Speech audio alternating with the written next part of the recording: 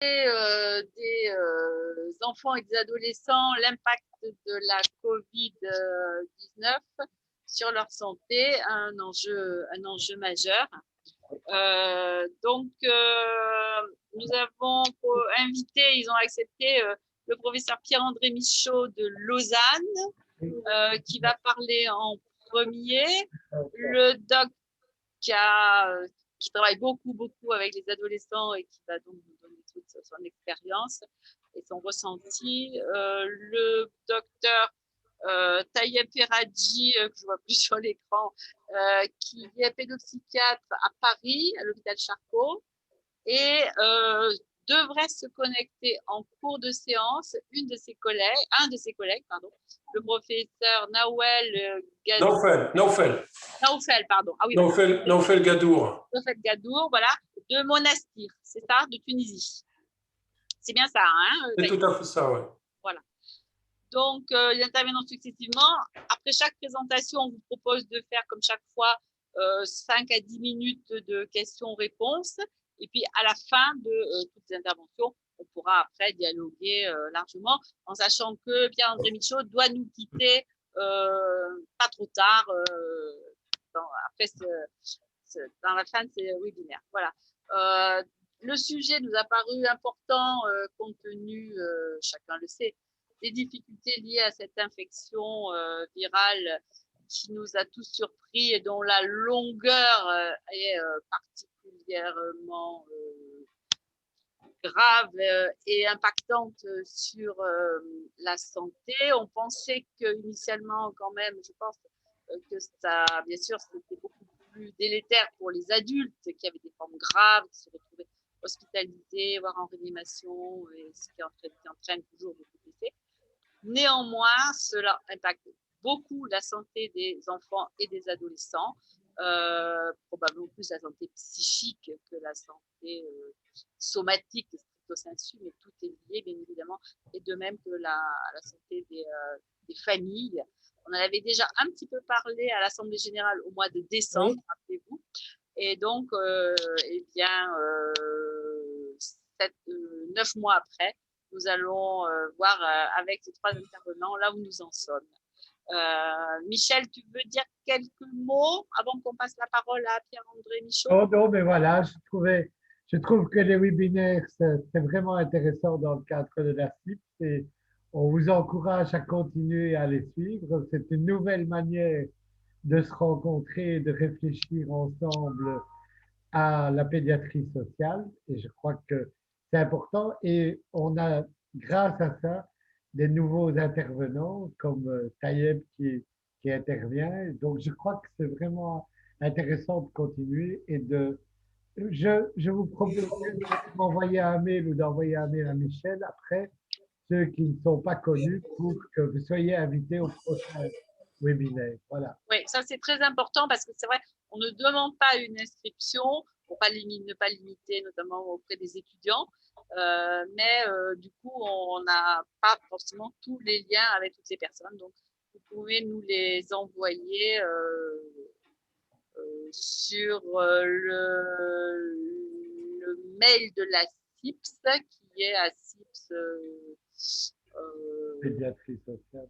Je ne sais plus exactement quoi. On vous le mettra sur le chat d'ici la fin de où on vous le dira d'ici la fin de la séance parce qu'à dire vrai, je ne sais pas par cœur. On laisse la parole donc à Pierre-André Michaud. Merci beaucoup. Bonjour à tous. Ça me fait plaisir de me retrouver dans le cadre du club de pédiatrie sociale dont j'ai été un membre très actif entre les années 80-95. Vice-président et président, j'ai organisé plusieurs réunions et ça me fait plaisir de revoir des anciens dont Jean-Pierre Danin et Martine et d'autres, Yvon bien sûr. La thématique sur laquelle j'interviens préoccupe dans le monde entier, préoccupe beaucoup d'organisations. Je relève en passant que samedi, dans 2 jours, je donne une communication en plénière d'une demi-heure au congrès de l'Académie européenne de pédiatrie sur exactement le même thème, mais en anglais, bien sûr. Et c'est vrai que d'une façon générale, la santé mentale des adolescents a beaucoup souffert de cette pandémie. Alors, je vais partager mon écran pour que vous puissiez suivre un peu ce que je souhaite vous dire.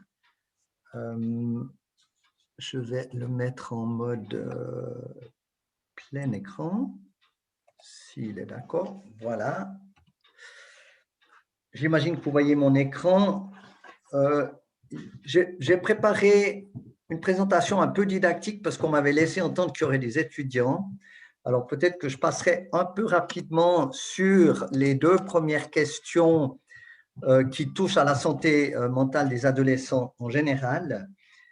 Et puis, je me centrerai plus sur les 2 dernières questions qui sont évidemment celles de l'impact de la COVID sur la santé mentale et des réponses à proposer.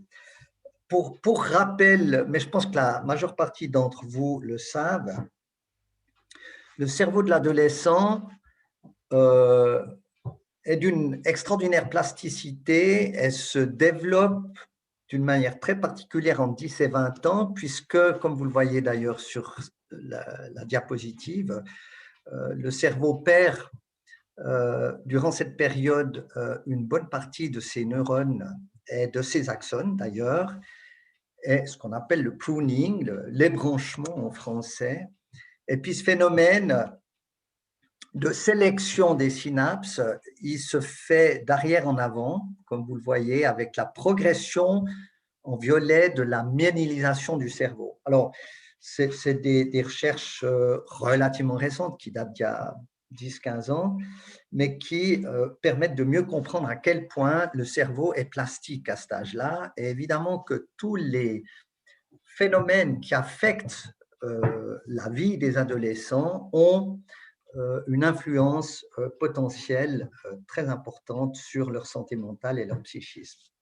Le deuxième commentaire que j'aimerais faire, il est relatif au fond à la définition de l'adolescence, qui pour moi, plus qu'une période limitée dans le temps, est avant tout un processus dont les 2 aspects, à mes yeux, les plus importants sont l'autonomisation progressive de l'individu qui se détache de l'influence des parents, des adultes et qui, peu à peu, devient capable de maîtriser une bonne partie des aspects de sa vie, de prendre des décisions, de choisir un métier, etc. Et puis, parallèlement, la formation d'une identité qui va se poursuivre au fil de la vie, mais enfin qui quand même se cristallise, en particulier entre 15 et 25 ans. Et alors, ce que ça signifie, j'ai noté que vous avez un intérêt pour l'éthique, mais ce que ça signifie au fond, c'est que dans l'éducation et dans les décisions, je dirais, y compris sanitaires, qui sont prises vis-à-vis des adolescents, il faut pouvoir tenir à la fois compte du besoin de protection de ces jeunes qui ne sont pas encore complètement adultes, et puis en même temps leur donner la possibilité de prendre des décisions et de vivre une certaine autonomie. Et il ne vous échappera pas qu'on se trouve avec la COVID exactement dans cette réflexion entre liberté, autonomie personnelle des populations et puis besoin de protection, dans le cas particulier contre le Covid. Donc, il y a un parallèle à faire entre les enjeux éthiques du développement de l'adolescent et les enjeux éthiques posés par la COVID, sur lesquels je reviendrai. Encore quelques mots sur la santé mentale des adolescents pour dire, au fond, les raisons pour lesquelles les professionnels de la santé, et pas seulement les psychiatres, pédopsychiatres, psychologues, mais les professionnels de la santé et de l'éducation en général doivent s'intéresser à la santé mentale. C'est que d'abord, comme vous le voyez, les problèmes de santé mentale sont à l'origine de beaucoup de causes de mortalité, les accidents de la route qui sont quand même très reliés au comportement, à la santé mentale, l'auto-agression, les phénomènes d'auto-agression, les noyades, ici aussi les conduites suicidaires et également les accidents de la route. Donc, au fond, les problèmes de santé mentale sont à l'origine non seulement, je dirais, de la mortalité, mais de toutes sortes de morbidités. Quelques chiffres pour illustrer tout cela. Des chiffres de l'OMS et de l'UNICEF que vous connaissez, donc sur lesquels je passe assez rapidement. Je me suis beaucoup intéressé et occupé du suicide depuis 30 ans parce que quand on s'occupe d'adolescents, on est inévitablement confronté à la question de la mort et la question du suicide. Et je note que parmi mes collègues adolescentologues du monde entier que je croise quand même régulièrement, il y a une inquiétude par rapport à la montée et l'augmentation des troubles de la santé mentale qui ont été documentés au plan international et évidemment ne sont pas en diminution, mais au contraire ont fortement augmenté dans le cadre du Covid. Un dernier mot sur, au fond, le type de pathologie importante qu'on retrouve entre 15 et 17 ans, à cet âge-là. J'aime bien rappeler évidemment que les troubles du spectre de l'autisme sont plus des problèmes développementaux que des problèmes, bien sûr, psychiatriques. Alors, les réponses à apporter aux problèmes de santé mentale en général, je vais parler du Covid dans un instant, ces réponses, vous les connaissez. D'abord, il y a un rôle d'identification et de repérage des signes d'alerte qui concernent vraiment l'ensemble des professionnels. Je pense notamment aux professionnels de la santé scolaire qui sont aux premières loges, au fond, pour un tel repérage en collaboration avec les enseignants. Il y a toute la question de l'accès aux soins de base qui a été mise à l'épreuve rudement au moment de l'irruption de la Covid, dans la mesure où, à l'évidence, le confinement a fortement impacté sur l'accès aux soins de base, aux soins de santé en général et aux soins de santé mentale. Et je note, j'y reviendrai, que nous avons enregistré, je suis sûr que c'est le cas aussi chez vous, suite au premier confinement et notamment dans le cadre de la deuxième vague en Suisse, une augmentation massive des demandes d'appui psychiatrique et psychologique de la part des adolescents, de l'ordre de 30 à 40% d'augmentation. Et puis, je ne vais pas entrer dans les détails, mais au fond, puisque j'insiste sur le rôle des praticiens de première ligne dans le repérage des jeunes, il y a évidemment toute la question de l'articulation entre cette première ligne et les soins spécifiques qui méritent d'être étudiés, qui n'est pas non plus simple à organiser, mais je ne vais pas entrer dans les détails aujourd'hui là-dessus. Je mentionne en passant que, au fond, toute la question de l'accès aux soins et de la prévention a fait l'objet, il y a 2-3 ans, d'une magnifique publication de l'OMS, de UNAIDS, de l'UNFPA, enfin le FNUAP et de l'UNESCO, comme vous voyez, un travail collaborateur qu'on trouve sur Internet et qui propose toute une série de pistes et de réponses. Et puis, à l'intention des étudiants qui apparemment nous ont pas rejoints, mais peu importe, puisque vous enregistrez, ça peut les intéresser plus tard. Un des messages que nous donnons aux étudiants en médecine et aux résidents qui se forment en pédiatrie ou en soins de santé primaire, c'est de faire appel à un acronyme qui commence à être très, très utilisé à travers le monde, qui est le HEADS, puisqu'il a été créé par des collègues américains, et qui incite au fond les praticiens à prendre le temps d'explorer, d'investiguer la vie familiale à la maison, le quartier dans lequel vivent les jeunes, où ils en sont du point de vue de leur école et de leur formation professionnelle, de s'intéresser à leurs activités, notamment à leurs relations au père, à leur alimentation, de se centrer aussi à un moment ou à un autre. Il n'y a pas besoin de le faire en une fois à leur consommation. Et puis, évidemment, comme vous le voyez, l'importance de la santé mentale, de la sécurité, c'est-à-dire au fond de la non-prise de risque, et puis d'Internet depuis quelques années, qui fait vraiment partie des thématiques qu'il faut pouvoir aborder à un moment ou à un autre avec un adolescent qui consulte. Alors, ça, c'est vraiment des guidelines, des propositions, des recommandations qu'on donne aux étudiants en insistant quand même sur le fait qu'il ne faut pas aborder ces thématiques de façon automatique, comme on le ferait je ne sais pas moi, de la révision avant un décollage d'avion en cochant des cases, mais qu'il s'agit vraiment de démontrer un intérêt pour ce que vit l'adolescent.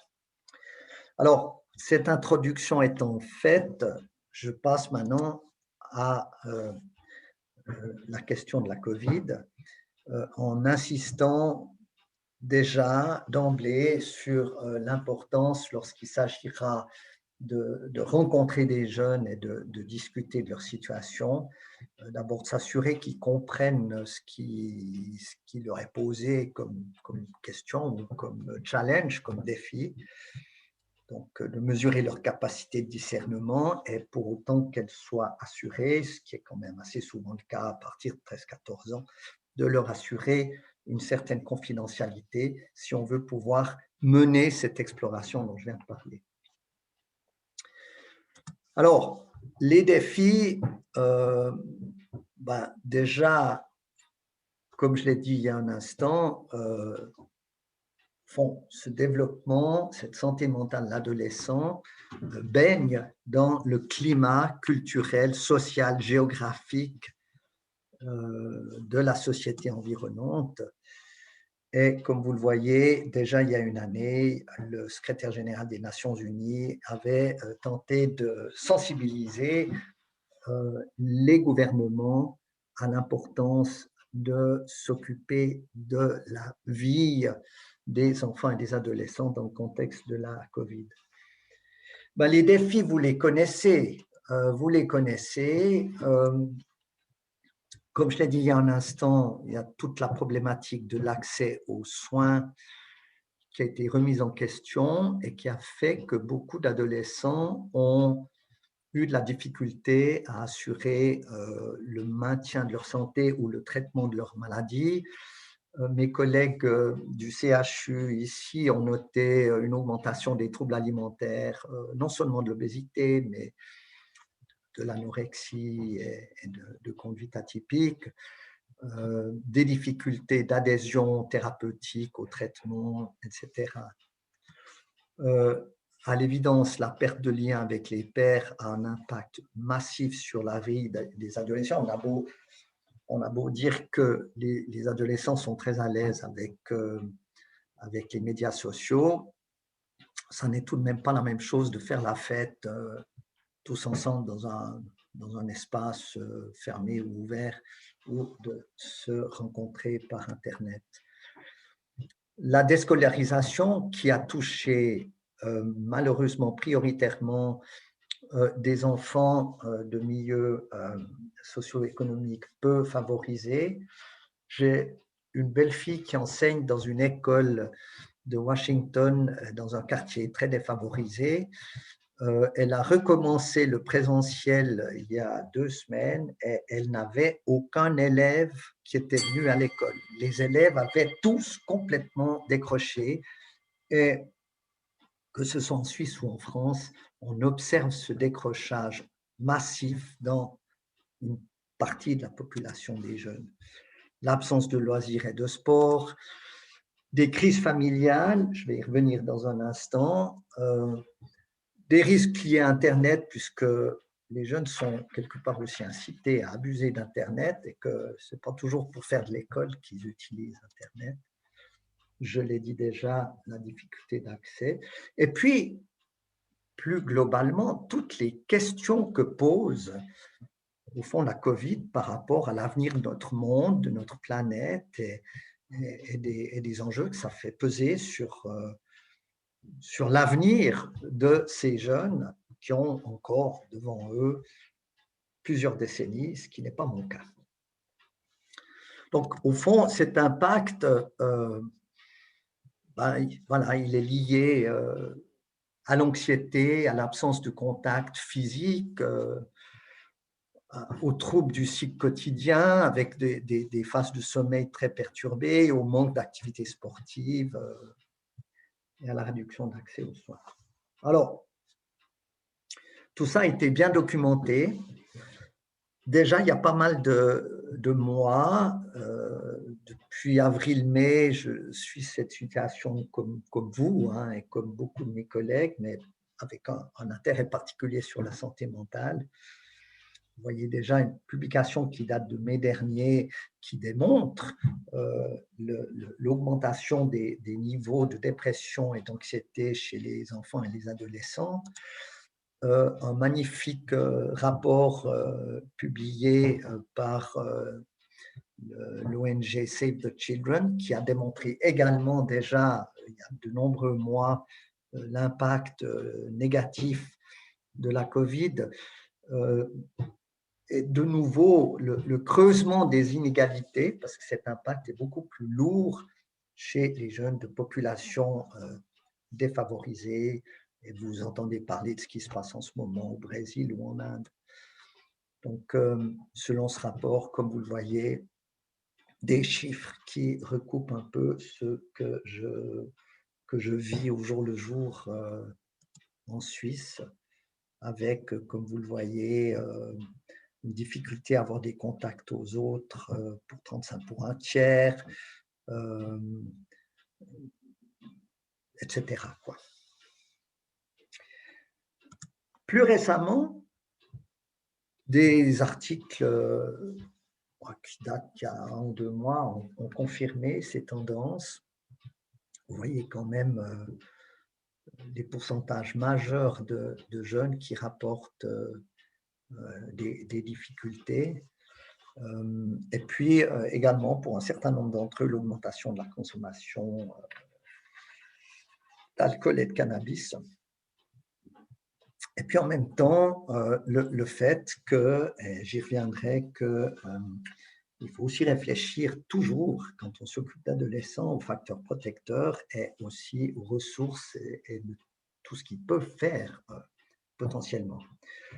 Un dernier point sur le thème de la violence, là aussi qui a augmenté, notamment en lien avec le confinement. Et pas plus tard qu'aujourd'hui, les radios locales, ici en Suisse romande, signalaient que 6% de la population des parents interrogés dans une grande enquête internationale, gérée, je crois, en Belgique, que 6% des parents se déclaraient en burn-out. Et aussi ce matin, dans notre région, le service de protection de la jeunesse du canton de Vaud, tenez-vous bien, a enregistré une augmentation de 10 fois la quantité de signalements qu'ils avaient à la même époque il y a 2 ans. Ils sont totalement submergés par les demandes de placement, ils n'arrivent plus à faire face. Et au fond, ce sont des conséquences, malheureusement, à moyen terme, c'est-à-dire qu'on n'a pas mesuré tout de suite. Enfin, c'est beaucoup focalisé il y a 3-4 mois sur la problématique sanitaire, et je crois qu'on a largement sous-estimé les effets à moyen terme des mesures sanitaires. Alors, bien sûr qu'il faut répondre à ces défis, et je dirais que les réponses à apporter doivent être motivées, il faut les expliquer, elles doivent être coordonnées, elles doivent être multisectorielles. Elles ne sauraient se limiter au champ de la psychologie, de la psychiatrie. Je fais partie depuis 6-8 mois d'un Technical Advisory Board de l'OMS Europe, d'une vingtaine, 20-25 experts qui scrutent au fond l'évolution épidémiologique et les données scientifiques, et qui s'est centré sur le rôle de l'école. Et les recommandations qui viennent d'être diffusées largement par l'OMS, c'est de garder les écoles ouvertes, et je réalise bien ce que ça pose comme question par rapport à la situation de la France en ce moment. Mais au fond, nous considérons à l'OMS que la fermeture des écoles doit être la toute dernière mesure à prendre dans une société qui vaudrait mieux fermer très largement les magasins en gardant un minimum évidemment de fournitures en matière alimentaire, mais qu'il faudrait pouvoir garder les écoles ouvertes au moins jusqu'à l'âge de 15, 16, 18 ans, sachant que pour ce qui est des universités qui ont des grands auditoires, c'est plus difficile. Et je reviens aux aspects éthiques que je mentionnais au départ. Au fond, c'est un schéma qui a été développé par mon collègue de l'OMS à Copenhague. On voit bien le coût du contrôle infectieux d'un côté sur toute une série d'aspects de la vie des enfants et des adolescents, la santé mentale, la nutrition, le bien-être, l'activité physique, la vie familiale, les risques de violence, les risques liés aux médias sociaux, etc. Il faut vraiment réfléchir, et j'y reviendrai, aux conséquences des décisions qui sont prises. Alors, les réponses, en dehors de la question de l'école, alors il y a évidemment un certain nombre de réponses que le secteur de la santé peut amener, des sites web qui permettent de consulter ou d'obtenir un soutien, y compris de la part de jeunes du même âge, ce qu'on appelle le self-help, des consultations en ligne, des lignes téléphoniques d'écoute, toutes ces démarches qui ont été, je crois, assez largement développées, en tout cas dans les pays à haut revenu, constituent des réponses potentielles non négligeables à la situation. Je pense que les praticiens ont un rôle essentiel à jouer, les praticiens de première ligne.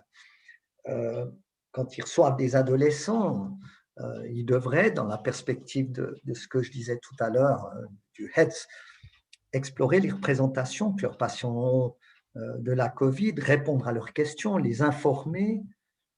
Je note en passant que dans une enquête qu'on vient de faire sur la résistance à la vaccination dans la population, il s'avère que la majorité des gens qui ne se disent pas prêts à être vaccinés motivent au fond leur attitude par le fait qu'ils n'ont pas assez de certitudes et d'informations scientifiques, alors même que ces certitudes existent. On peut discuter de leur comportement préventif, comme on le fait en règle générale. Je veux dire, ça fait partie de notre job de pédiatre, de généraliste, de discuter de la manière dont les jeunes se protègent quand ils circulent, quand ils font des sports, etc. Mais dans le domaine de la COVID, c'est important de les motiver, de les sensibiliser, de voir quelles sont les répercussions de la COVID sur leur santé physique et mentale. Et puis, pourquoi pas, si on a un peu de temps, réfléchir à ce que ça signifie pour eux, pour leur avenir, de vivre cette période. Et puis, comme vous le voyez, j'ai mis en dernier plaider.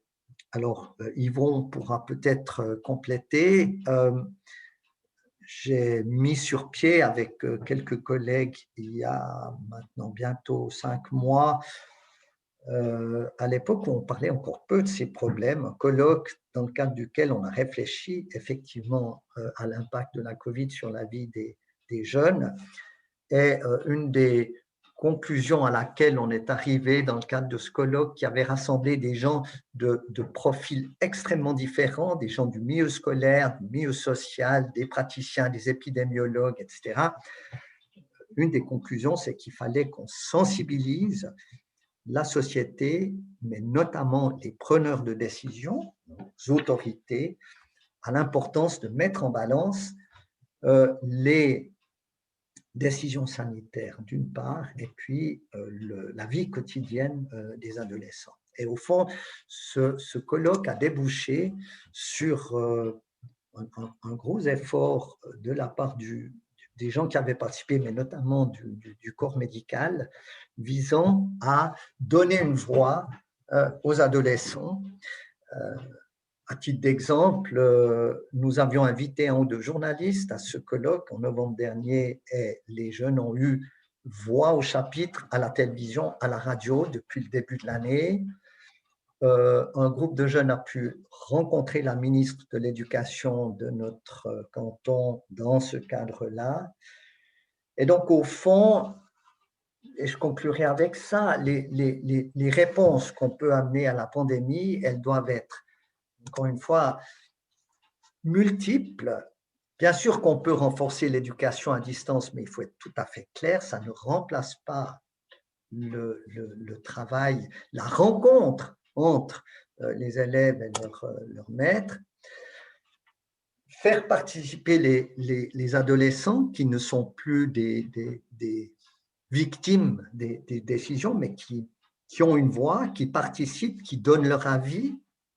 Alors ça vaut bien sûr dans le travail quotidien avec les adolescents.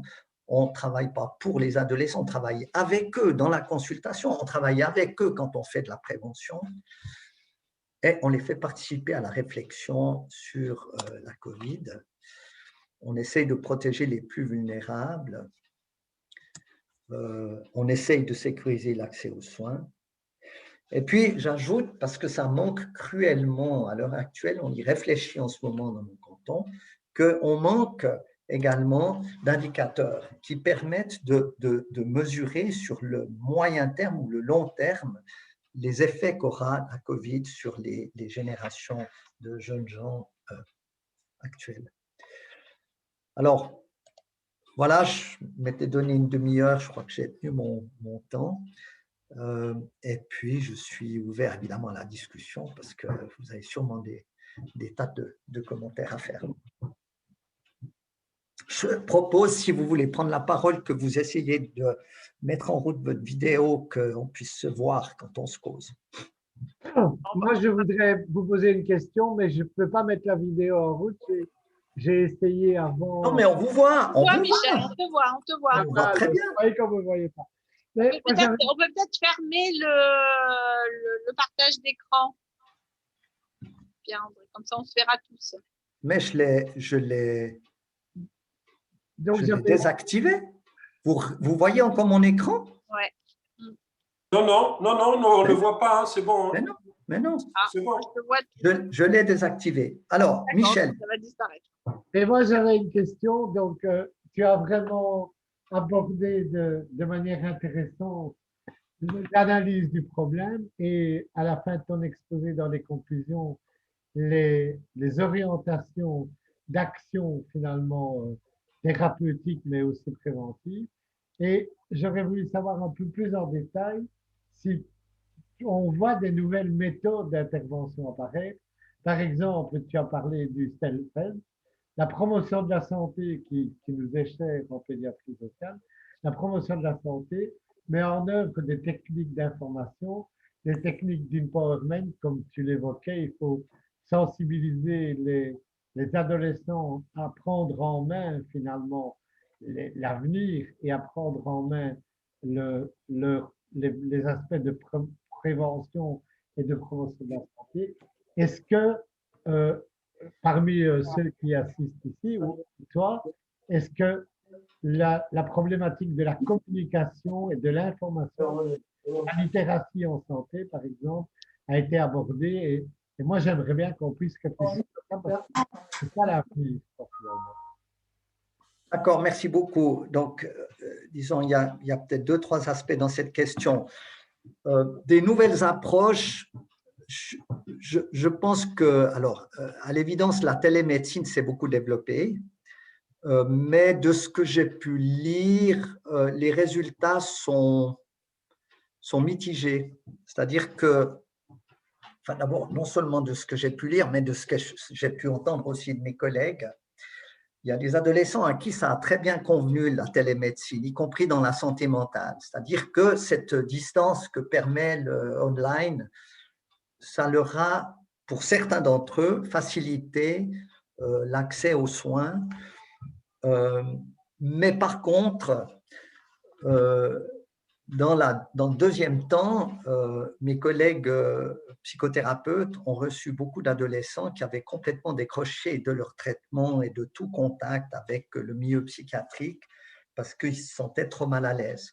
Donc, il faut voir qu'il y a probablement, par rapport à la télémédecine, qui est, disons, un des nouvelles approches, si on veut bien, qu'a nécessité la COVID, les résultats sont mitigés. Il y a certainement des jeunes vulnérables qui échappent complètement à ces approches-là. Maintenant, si on ouvre le champ plus globalement, alors, disons, il n'y a rien, si j'ose dire, il n'y a rien de très, très nouveau sous le soleil. C'est-à-dire que, bon, je travaille dans le domaine de la santé publique, de la prévention et de la santé scolaire depuis de très nombreuses années. Et les approches, elles sont connues. Ce qui marche, au fond, les interventions qui sont soutenues par des données probantes, on les connaît. Maintenant, c'est vrai qu'elles sont difficiles à transposer en échange online. C'est-à-dire que quand même, dans disons, les démarches participatives, puisque c'est une partie de la question, hein, il y a quand même la rencontre de l'autre. Et puis, il faut quand même dire que faire une rencontre entre jeunes dans un lieu convivial où on peut partager un repas, ça n'est pas la même chose que de discuter en ligne. Donc, j'ai le sentiment que les réponses en termes de participation, elles ne peuvent pas, disons, se faire uniquement sous une forme artificielle. Mais sur le fond, alors on a une grosse littérature sur les approches qui marchent, mais ça, je n'ai peut-être pas le temps d'en parler en détail maintenant. Mais par exemple, dans le domaine scolaire, on sait que de travailler sur le climat scolaire, Jacques Fortin d'ailleurs, qui était un membre de CPS pendant de nombreuses années, avait très très bien démontré la manière dont on peut instaurer dans une école un climat qui permet d'améliorer le bien-être et la santé mentale. Ça a été répliqué dans d'autres pays. Donc il y a toute une série d'approches qui existent, mais disons, on risque de s'écarter un petit peu du sujet du jour. Mais l'empowerment est plus développé maintenant que tu trouves qu'il l'était, ou bien comment rétablir une véritable prise en main par les adolescents de leur propre santé? Donc, et ça, tu as répondu. Alors disons, l'expérience qu'on a faite, nous, c'est que ce n'est pas quelque chose, il ne faut pas faire quelque chose d'artificiel dans ce domaine. C'est-à-dire que je pense que l'empowerment, il doit être accompagné par des adultes. Trop souvent, on invite des jeunes un peu comme un alibi à participer à des discussions sans qu'ils aient pu être préparés, sans qu'ils maîtrisent peut-être forcément la thématique qui est abordée. Donc, ce que nous avons essayé de faire, mais ce qui doit se faire, je dirais d'une façon générale, c'est d'accompagner les jeunes dans cet empowerment. Puis, il faut aussi se rappeler une chose, c'est qu'il y a jeunes et jeunes. C'est sûr qu'il y a des jeunes adultes de 22, 25 ans qui ont déjà une autonomie et une capacité d'élaboration suffisante pour se joindre à un débat sans difficulté. On en connaît, y compris en politique. Mais dès lors qu'il s'agit d'inclure aussi des jeunes adolescents entre 12 et 15-16 ans, je pense que l'accompagnement des adultes pour cet empowerment, il est très important. Et donc, dans le cas particulier, le groupe de jeunes qui ont rencontré notre ministre, par exemple, qui s'étaient vus auparavant avec un ou deux adultes avec qui ils avaient pu échanger. J'ai répondu à la question? Oui, tout à fait. Merci beaucoup. Est-ce que quelqu'un d'autre veut poser une question avant qu'on passe au deuxième exposé? Oui, moi je veux bien. Taïeb, vas-y, docteur Taïeb Ferrati. Eh bien, d'abord, je voulais dire merci au professeur Michaud. Et puis, une petite, juste dire qu'au fur et à mesure qu'il parlait, je mettais mes documents de côté. Hein, mais C'est l'avantage d'être le premier. Et moi, je voulais avoir votre avis. Je profite de votre présence parce que c'est des questions qui me préoccupent. Est-ce que vous n'avez pas le sentiment que la crise a renforcé un peu le repli des institutions, les unes par rapport aux autres? Je parle de l'éducation nationale, la protection de l'enfance, le système de santé mentale. Ça, c'est le premier volet de ma question. Et puis, avec ça, je pense que ça s'articule avec quelque chose qui me préoccupe beaucoup aussi, c'est la nécessité ou la méthodologie pour sortir en fait de l'urgence, parce que j'ai le sentiment que pour beaucoup d'entre nous, depuis pas mal de temps, on réagit à l'urgence, on a des injonctions pour répondre en urgence, et on sait bien que pour faire des choses qui tiennent la route, il faut absolument sortir de l'urgence. Sinon, on augmente les risques j'ai envie de dire, de décompensation, les risques de burn-out, et surtout, on devient des Danaïdes, c'est-à-dire on est condamné à remplir un tonneau sans fond. Donc, je voulais vraiment avoir votre avis là-dessus. Alors, peut-être je commence par la deuxième question. Vous avez répondu à votre question. C'est une évidence qu'il faut sortir de l'urgence et ça a été mon principal motif quand j'ai mis sur pied ce colloque en novembre. J'ai invité toutes ces personnes qui étaient des gens de très haut niveau. Hein. Je leur ai dit, on a besoin de réfléchir, on a besoin de prendre du temps. Je vous invite à 2 jours de discussion en dehors, vous prenez congé.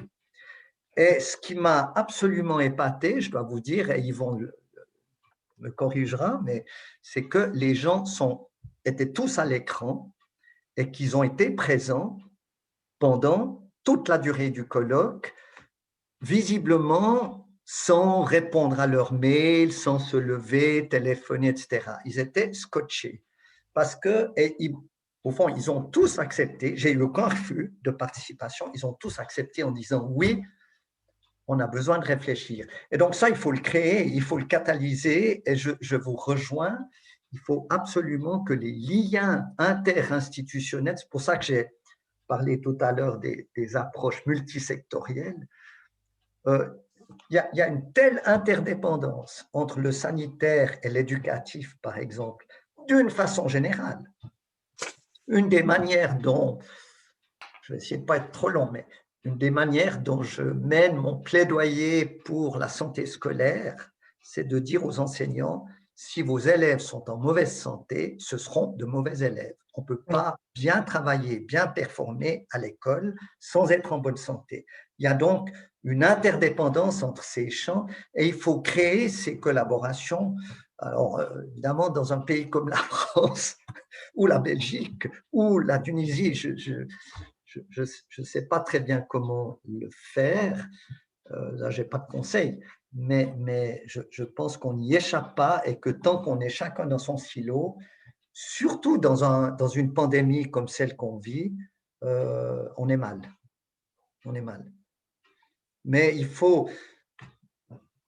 Bon, il y a peut-être un travail de sensibilisation des politiques et des administrations à la nécessité de cette coordination.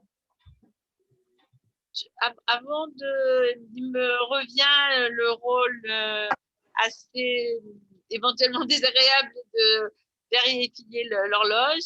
Avant de passer la parole au docteur Taïeb Ferrati, je me permettrai juste de dire, puisque j'ai mon micro ouvert, le rôle important, me semble-t-il, des structures d'éducation et de promotion de la santé qui ont montré, y compris dans le premier confinement, mais surtout à partir du deuxième, parce que le premier, elles ont été un peu surprises quand même, en difficulté, d'accompagner les jeunes, enfin les enfants et les ados, les jeunes scolarisés par des moyens virtuels qui pouvaient être éventuellement partagés sur papier selon le cas via des centres sociaux, avec des outils qui étaient collaboratifs avec les enfants. Enfin voilà, je ne veux pas en dire plus, mais enfin je pense que il ne faut pas oublier le rôle important. Ils ont un rôle important, voilà, la FNES, les IREPS, les CODES. Tout à fait. Je dirais aussi en conclusion qu'il ne faut pas oublier tout de même les aspects positifs que la COVID a révélés. On a eu des jeunes qui ont mené des initiatives fantastiques dans ce domaine. On a vu des jeunes qui venaient en aide à des copains. Enfin, il y a eu tout un réseau aussi de soutien, de résilience qui s'est créé. J'en ai peu parlé, j'avais pas de temps pour tout, mais il faut voir que les jeunes ont fait la preuve dans de nombreuses situations d'une extraordinaire capacité d'adaptation, d'une obéissance civile inattendue, on pourrait dire, et il faut le souligner. On s'est adressé au président de la Confédération à la suite de ce colloque, et on lui a dit ça, on lui a dit, vous devriez rendre hommage aussi à ce qu'ont fait les jeunes, et eh bien, il l'a fait. Dans un discours télévisé, il a, pendant 15 minutes, notifié officiellement tout le travail qui avait été fait par certains adolescents qui sont venus en aide à leurs voisins de palier, à des personnes âgées, en livrant de la nourriture, etc. Ce qui, d'ailleurs, pour leur santé mentale, pour leur narcissisme est quelque chose d'extrêmement positif. Ils se sont sentis utiles à quelque chose. Nous donnons la parole donc au docteur Tayeb Peradji. Michel, tu dois parler plus près de ton micro parce qu'on t'entend par bribes. Ah, ok. Tu dois bien parler. Je donne la parole donc à Tayeb Peradji, pédopsychiatre à Paris. Tayeb, tu as la parole. Alors, merci Michel. Alors, je ne suis pas tout à fait à Paris, je suis dans les Yvelines. Excuse-moi, mais en Île-de-France alors, en Île-de-France. En Île-de-France, je suis tout près à Versailles en fait, hein, c'est en région parisienne. Alors, moi, mon intervention va être plus courte, mais je vais essayer de faire un peu une espèce de contre-champ par rapport à ce que le professeur Michaud vient de nous dire, et qui est une très très belle introduction à mon propos, que je vais essayer vraiment de restituer d'un point de vue purement clinique, et vraiment un point de vue de terrain, de pédopsychiatre de terrain, confronté à un certain nombre de difficultés que la crise n'a fait en fait qu'exacerber.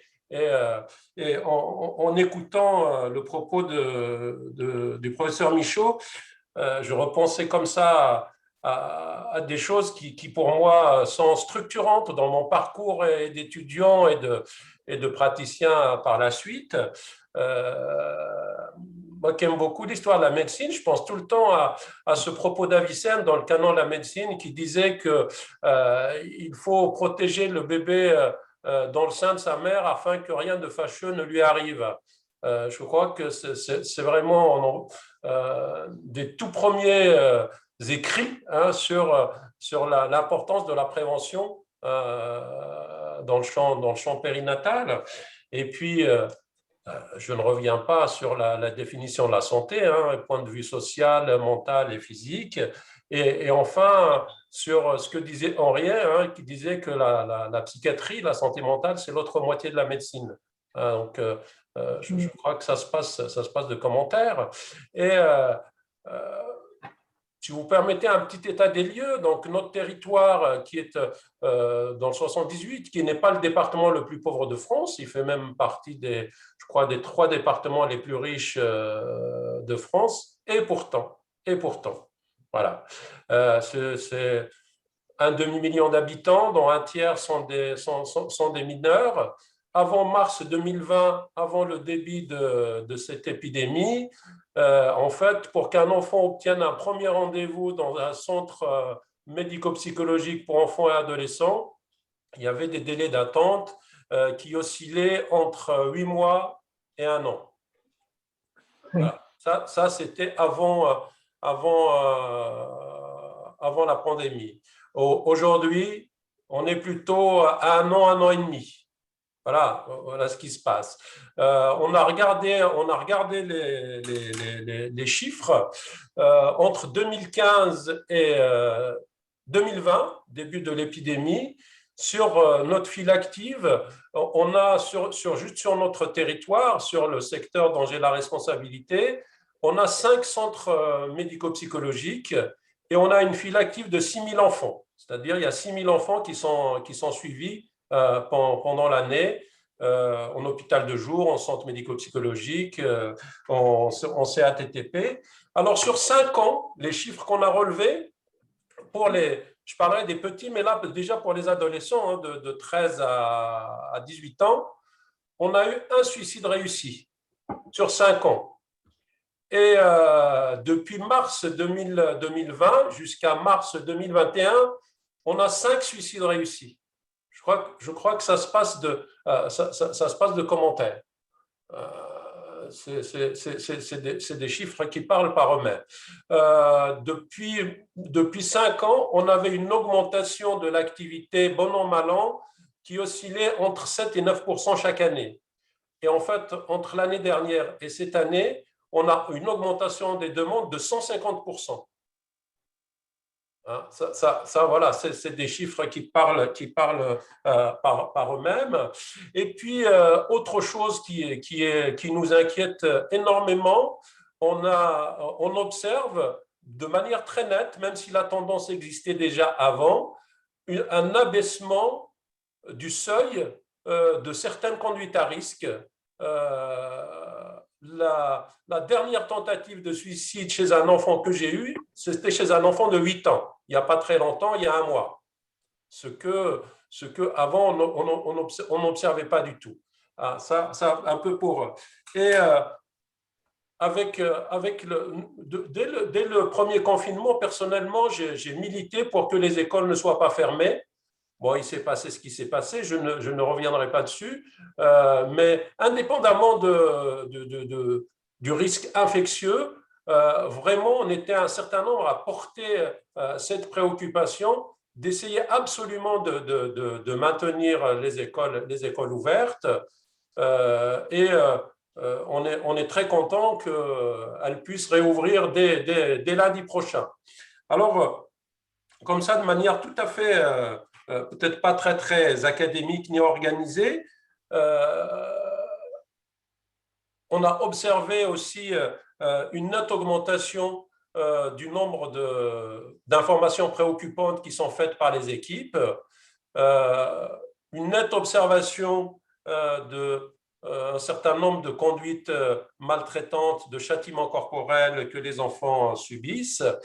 Et surtout, effectivement, tout ça a été dit et souligné par le professeur Michaud, le décrochage scolaire, notamment sur notre territoire, on a des poches de précarité, un certain nombre de municipalités avec des populations migrantes, des populations précaires, ou pour ces enfants-là, avec des équipements matériels informatiques qui sont plus qu'insuffisants, voire inexistants, des enfants qui ont complètement décroché. Et bien entendu, la mise en place de la téléconsultation, des consultations à distance, ça a été beaucoup bricolé. D'ailleurs, il y a encore du bricolage, même aujourd'hui, 1 an après. Mais au début, voilà, en France, je crois que c'est un des tout premiers pays à avoir mis en place la CNIL, pour la question de la confidentialité, de ce qui peut être transmis ou pas. Et je crois que pendant des mois, passez-moi l'expression, mais on a fait tous n'importe quoi, parce qu'on a fait des consultations qui n'étaient pas protégées, on a fait un certain nombre de choses par téléphone, via vidéo, et je ne sais pas personnellement ce que tous ces matériaux-là vont devenir, où est-ce que, voilà, qu'est-ce qui peut se passer. Moi, ça me préoccupe parce que c'est des vraies questions. C'est des vraies questions à la fois éthiques, mais aussi médico-légales. Hein, parce que je crois que si jamais demain il y avait un problème, je ne serais pas surpris qu'il y ait des procédures qui soient intentées à l'encontre d'un certain nombre d'établissements. Et la responsabilité nous incombe à nous. Donc de ce point de vue-là, voilà, il y a. Et puis, je pense que justement dans l'urgence, il n'y a pas eu suffisamment de recul sur la réflexion quant à ce qu'il convient de faire, ce qui n'est pas licite, si je puis dire. Et au-delà de ça, moi, j'ai toujours une réserve sur cette pratique pour les nouvelles situations. Autant les enfants, les patients qui sont déjà inscrits dans une forme d'alliance thérapeutique déjà établie, qui connaissent les professionnels, qui s'occupent d'eux, de maintenir une continuité, ça ne me pose strictement aucun problème. Autant pour les nouveaux, et malheureusement, c'est les plus nombreux, je ne suis pas du tout convaincu, en dehors d'une extrême urgence, plutôt de livrer une information, de faire une forme de guidance à distance, à la fois pour les ados quand c'est des ados ou pour les parents. Je suis assez réservé sur l'effet bénéfique dans la durée. Et de toute façon, si le soin de manière générale est d'abord une technique de la relation, je crois qu'en santé mentale, elle l'est encore plus. Et moi, je me sens amputé d'une partie de ma pratique quand il y a un écran entre mes patients et moi. Je suis tout à fait d'accord pour effectivement maintenir le lien, pour faire un certain nombre de choses à distance, mais je crois que la relation directe, je crois que le présentiel est irremplaçable. Et d'ailleurs, j'ai pris sur moi, en tant que responsable d'un secteur, de maintenir, même pendant le premier confinement et le deuxième, les consultations pour tous les enfants et les adolescents qui pouvaient venir, que leurs parents pouvaient accompagner en présentiel. Et on l'a fait, et je m'en félicite, parce que je crois que pour un certain nombre de familles, on a évité des situations plus complexes et des décompensations. Néanmoins, il reste quand même toute une série de questions qui ont émergé. Personnellement, dès le premier confinement, j'ai été préoccupé aussi par, j'ai envie de dire, la santé mentale de mes équipes, des professionnels qui travaillent avec moi, parce que tout de suite, personnellement, j'ai vécu cette épreuve un peu comme une course de fond, comme un marathon, et il n'a jamais été de question dans mon esprit de faire un sprint, de répondre tout de suite.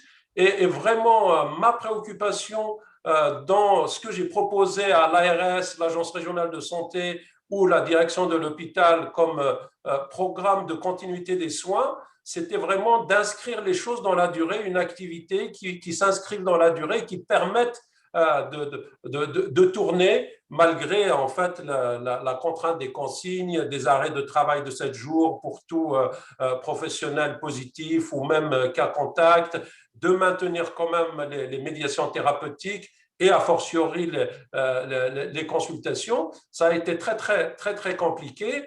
Et très vite, dès la première semaine du confinement, on a mis en place un accompagnement pour les équipes, pour qu'il y ait systématiquement des débriefings, pour que en fait, les professionnels aussi puissent être tutorés, mais dans le sens vraiment d'être béquillés ou soutenus dans ce qu'ils faisaient. Et à partir de ça, il y a des choses qui ont émergé, qui restent pour moi d'actualité.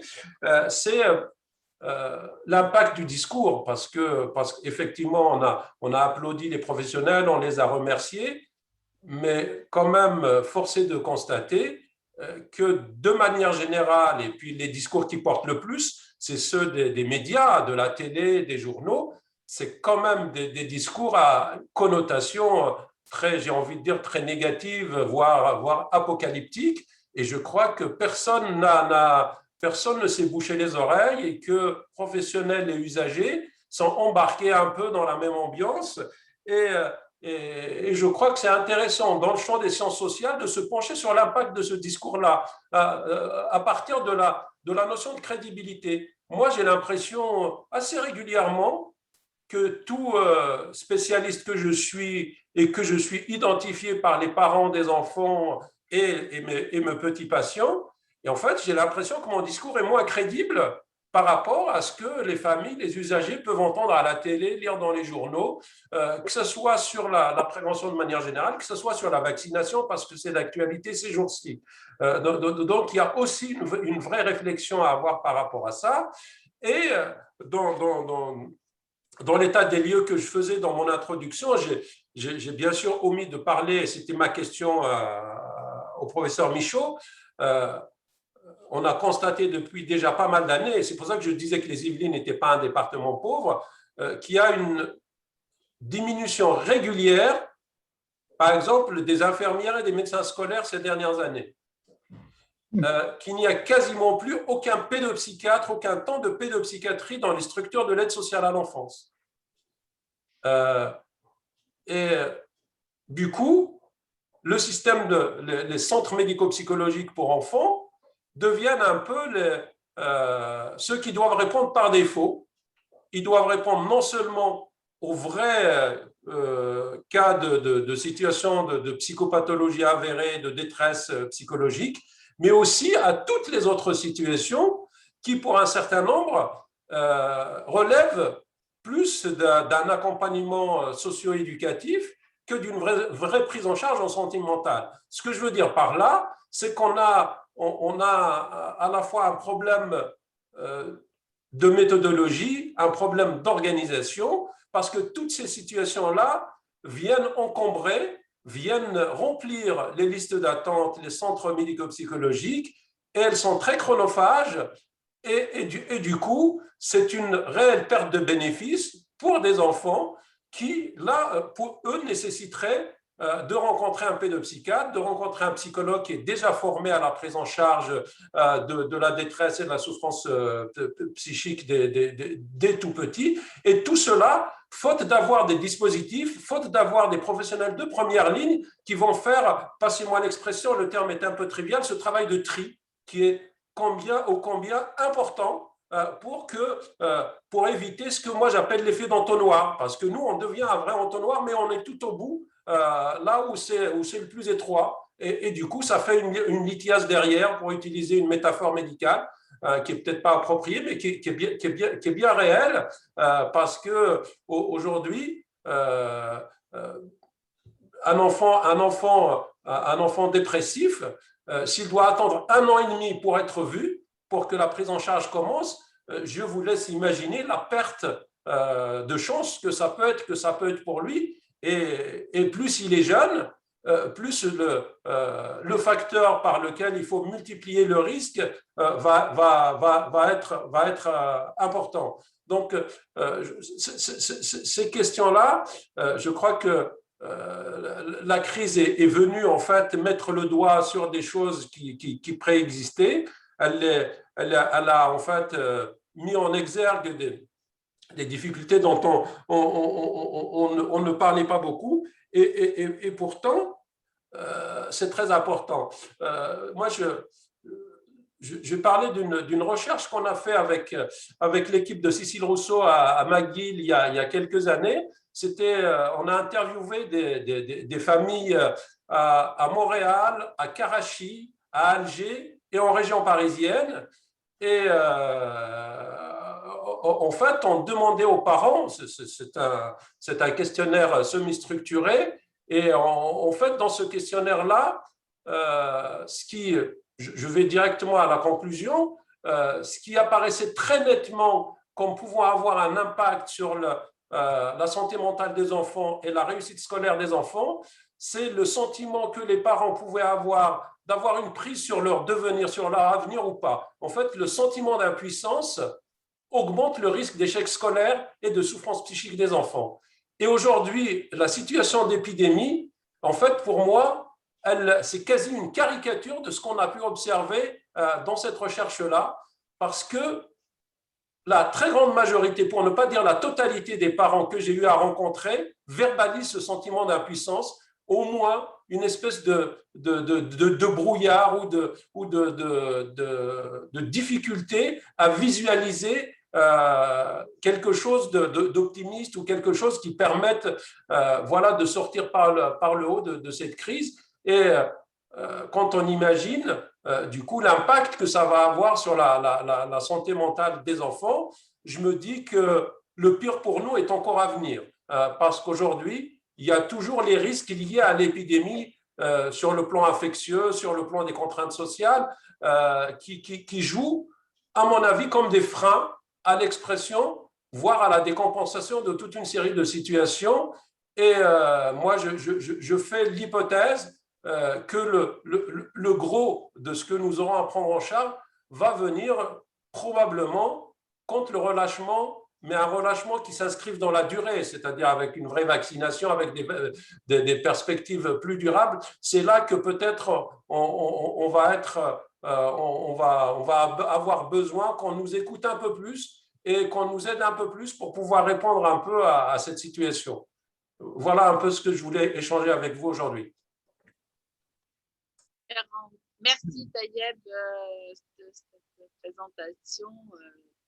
Est-ce que les participants voudraient prendre la parole? Mais moi, j'ai de nouveau une question, mais je ne vais pas prendre la parole très longtemps, mais aussi bien Pierre-André que Tayeb insistent sur l'importance de la communication. Et je crois que la communication participative, la communication avec réappropriation informelle. Donc, ça, Tayeb a insisté et fait écho finalement à l'exposé précédent. Et deuxièmement, alors, si on veut s'inscrire dans le long terme, quelle structure sociale est-ce qu'on doit changer ou quelle orientation dans la pratique de la médecine? Bon, les goulots d'étranglement, on dit qu'il faudrait plus de soignants. En Belgique, par exemple, il n'y a pas assez de pédopsychiatres, c'est clair, on en cherche. Et donc, est-ce que tous les deux, je pose la question, quels outils de communication est-ce que vous voyez qu'on pourrait mettre en évidence ou développer? Et on doit faire peut-être à la CIP appel à des spécialistes de la communication dans l'avenir, parce qu'il n'y a pas de promotion de la santé sans communication. Et puis, qu'est-ce que vous trouvez qu'il faut changer socialement dans la pratique médicale? Peut-être que M. Michaud pourrait répondre. Je donnerai mon avis après. Bon, une des choses qui me préoccupe, c'est en effet ce que vous avez mentionné, c'est le fait que vous manquez de personnel de santé dans les écoles françaises. Je suis en lien avec la docteure Emmanuelle Godot, qui, à l'école de santé publique de Rennes, est chargée de la formation de ses médecins. Elle vient d'écrire un article très préoccupant sur, en effet, la désaffection de la médecine scolaire en France. J'ajouterais que, en effet, la communication est au cœur du travail de santé scolaire. D'abord, la communication entre les professionnels de la santé et les professionnels de l'éducation, la communication avec les élèves eux-mêmes, mais que tout ça, c'est aussi quelque chose qui s'enseigne et qui s'apprend. Et que, disons, une étape est de nourrir les services de personnel, une autre est de les former et de les accompagner. Je relève d'ailleurs que ce que vous avez dit, M. Ferraggi, sur le pré-burnout des professionnels de la santé est une réalité, je crois, dans tous les pays, et pas seulement ceux qui travaillent au sein des soins intensifs, mais aussi des services comme les nôtres qui soignent les enfants et les adolescents.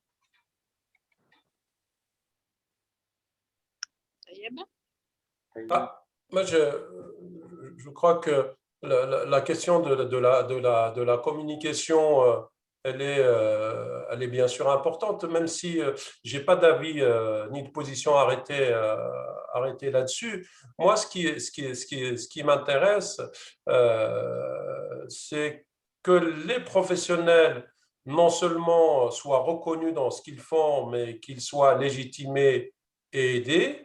Et puis, à une échelle, j'ai envie de dire locale ou focale, je crois que faire de la clinique de manière générale, mais avec des enfants qui parfois n'ont pas accès au langage, nous contraint à quelque chose, il nous contraint à l'invention. On est condamné, ou en tout cas, on a besoin d'être créatif, sinon on n'y arrive pas. Et c'est valable aussi quand on travaille avec des populations précaires, avec des populations migrantes. Et c'est pour ça que plutôt que de répondre à Michel, je voudrais vous raconter une fable, si vous permettez.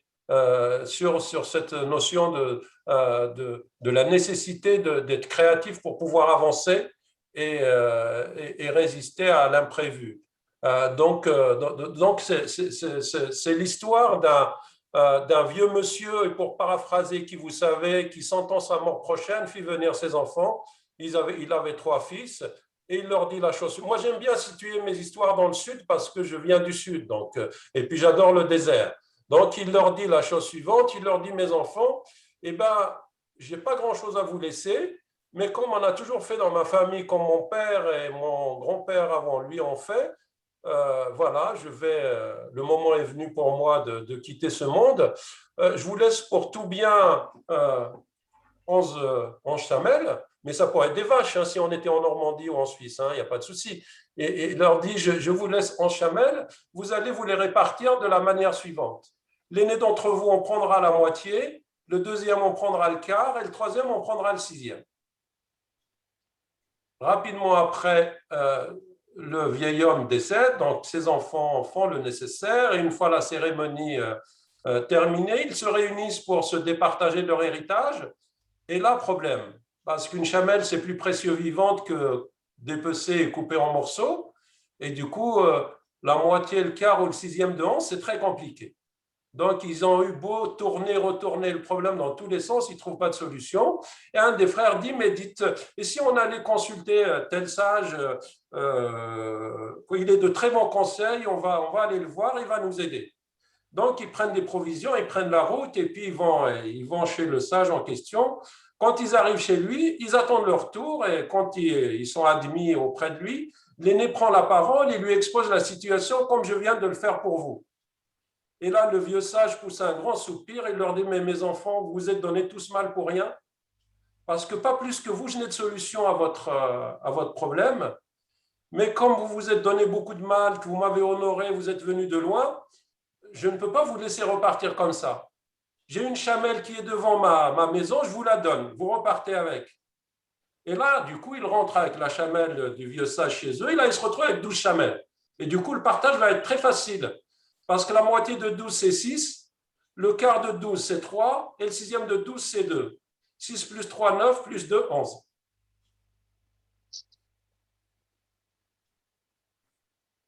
Ah, Merci, Daniel, pour cette histoire sur laquelle on pourra moi, je voudrais peut-être dire, je vous donne la parole, effectivement, je pense que l'accompagnement des équipes est très, très important. Et on avait présenté avec ma collaboratrice Nelly Jacquemus, qui est la coordinatrice d'Intercamps, une présentation au mois de décembre sur l'accompagnement des équipes de CAMSP et de CESAD éventuellement, avec un dispositif qu'elle a appelé le pont, de lien entre les structures qui s'étaient trouvées extrêmement en difficulté quand il a fallu fermer, car elles ont eu l'obligation de fermer, sauf pour les urgences, et où les professionnels ont dû répondre à des soins qui pouvaient être faits, comme tu disais, Taïeb, par téléphone, par visio, à domicile, organiser tout ça. Et donc, ça a été un gros chantier qui a paru important, et je crois que ça, c'est très important. Est-ce qu'il y a d'autres questions avant qu'on... Taïeb, ton collègue n'est pas dans la salle d'attente, je pense. Ben, je peux pas, je sais pas. Il devait nous rejoindre, mais ouais. il a sa temporalité probablement. Ouais, probablement. Bon, on va continuer à discuter encore un moment, donc il y a sûrement d'autres. J'ai peut-être encore juste un commentaire à faire sur la communication, parce que je vais devoir vous quitter dans 5 minutes pour m'occuper de mes petits-enfants. Disons, je reviens sur ce que je disais tout à l'heure, parce que ça a été un peu lapidaire ce que j'ai dit, mais dans le cadre des activités que j'ai sur les soins aux adolescents, je pense que le temps que je passe avec des apprenants à parler de la manière de communiquer, c'est vraiment une des grosses parties de mon travail. Cette communication, elle doit être balisée parce qu'il faut pouvoir respecter les droits des adolescents. Je vous renvoie d'ailleurs à la Convention internationale des droits de l'enfant, qui est un bon guide, je trouve, dans ce domaine. Donc, franchement, ce n'est pas quelque chose qui s'invente, c'est quelque chose qui s'enseigne, qui doit être soigné, parce qu'un bon travail clinique ne peut pas se faire sans des balises du point de vue disons, des enjeux psychologiques, mais éthiques de la communication, notamment avec les adolescents qui sont en devenir. Et puis, au fond, mon deuxième commentaire, puisque faut insister sur les aspects développementaux de cette période de la vie, je dirais que c'est aussi au travers de la communication que les adolescents se construisent, c'est-à-dire que c'est quand même dans l'échange qu'ils ont entre pairs et avec les adultes, dans ce va-et-vient que Philippe Jamet et d'autres ont d'ailleurs bien décrit, c'est dans la communication qu'on se construit. Ce n'est pas quelque chose qu'on fait en vase clos. Donc, bien communiquer avec des adolescents, c'est quelque part, c'est les éduquer. Justement, une autre question, juste directement en rapport avec ce que vous dites. Est-ce que la communication par écran interposé ou par texto est suffisante? Moi, intuitivement, est-ce qu'on ne peut pas dire que la dimension corporelle est fondamentale dans l'être même de chaque individu? Et là, est-ce qu'on n'est pas en face à l'émergence justement d'un autre mode de communication qui forcément va être différent de ce qu'on a connu jusqu'à présent? Je trouve que c'est un danger pour l'avenir de se priver de la gestuelle. Lors du colloque de novembre, on a eu un discours et un plaidoyer d'un directeur de gymnase, donc des élèves de 15-18 ans, un plaidoyer vibrant pour la rencontre, la vraie rencontre entre l'élève et le maître. Et moi, je crains au fond la multiplication des webinaires, même si j'ai accepté d'en faire 3 cette semaine, parce qu'ils nous privent de tous les contacts informels qu'on a quand on se rencontre dans des congrès, dans des réunions. Enfin, mes collègues, mes amis du club savent à quel point on tient aussi à ces aspects, à cette rencontre sociale. Et je crois que pour les adolescents, c'est une déprivation absolument nocive que de se passer de ce contact personnel. Et puis, j'aimerais, si vous me permettez une boutade, j'aimerais dire que c'est un peu difficile de faire l'apprentissage de la vie amoureuse et sexuelle par écran. Exactement, oui. C'est très important chez les adolescents. C'est un manque énorme. Michel, mets-toi plus près du micro. C'est très important. J'allais intervenir là-dessus parce qu'il n'y a même plus de téléphone maintenant. Dans des problèmes de rencontres, on s'envoie des SMS, on ne se parle même plus.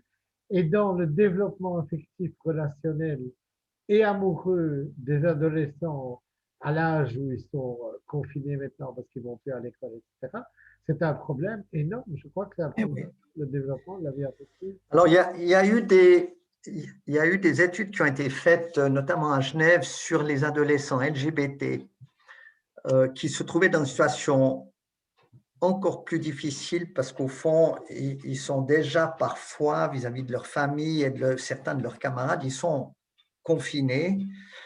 Et cette étude était intéressante dans la mesure où elle a montré que un certain nombre d'adolescents avaient décidé de faire leur coming out à la fin du confinement.